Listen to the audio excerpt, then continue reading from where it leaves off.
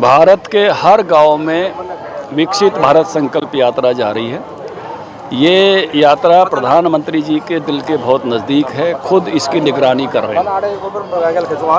मुझे कल पार्टी ने ड्यूटी दी हुई थी कि हरियाणा के सभी सांसदों के पास में जाके और इस बात की जानकारी लूं कि उनके लोकसभा क्षेत्र में विकसित भारत संकल्प यात्रा कैसी चल रही है, व्यक्तिगत रूप से मिलके।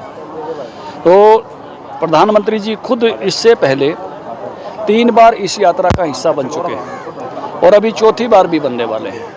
तो वो चाहते हैं कि प्रशासन के लोग हर गांव में जाएं, मौके पर लोगों की समस्याओं का समाधान करें। आयुष्मान कार्ड बनना है तो वो बनाएं, नल से जल जाना है तो उसकी व्यवस्था करें, किसी को उज्ज्वला की गैस नहीं मिली है तो वो देवें। हरियाणा सरकार की भी कुछ चीज़ें अगर नहीं हो रही हैं तो मौके पर पूरी की जाए।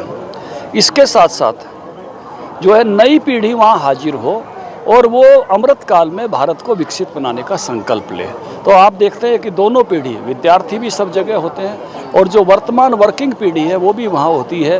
तो ये यात्रा 2 पीढ़ियों को एक तरह से साथ लेकर चल रही है और मैं कहूँगा कि इतना महती ये प्रयास है कि बड़े बदलाव के लिए संकल्प और वर्तमान में जिसको हम कहते हैं, मैंने अपने उद्बोधन में भी कहा कि हमारे यहाँ एक कहावत है कि प्यासे को कुएं के पास जाना पड़ता है, कुआं प्यासे के पास नहीं आता। अब ये उदाहरण उल्टा हो रहा है कि सरकारी कर्मचारी और अधिकारी, आपने देखा एसडीएम, बीडीपीओ, डीईओ, वो सब यहाँ खुद हाजिर हैं। तो ये बड़ा बदलाव है जिसके माध्यम से सरकार जो है वो जनता के द्वार आ रही है। तो इस प्रकार से ये यात्रा मैं कहूँगा कि पूरे भारत में एक नई पहल है और नई पहल जो है लोगों की जन सुविधाओं को बढ़ाने वाली है।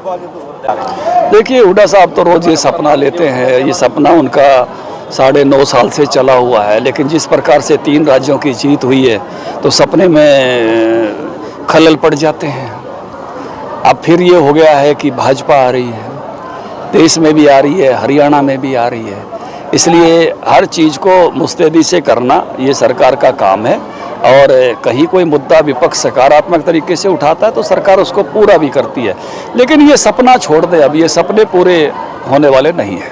विकसित भारत संकल्प यात्रा को लेकर आपको भी एक जिम्मेदारी प्रधानमंत्री के द्वारा दी गई है, आप भी जो सांसद हैं उनसे मिल रहे हैं, फीडबैक ले रहे हैं, किस तरीके का फीडबैक निकल गया? देखिए, बहुत पॉजिटिव है, सभी जगह एक उत्साह का वातावरण है, लोगों में स्वागत का वातावरण है, वो चीज़ें मौके पर हल हो रही हैं, मौके पर कुछ लोगों की पेंशन बन रही है, कुछ को उज्ज्वला गैस मिल रही है।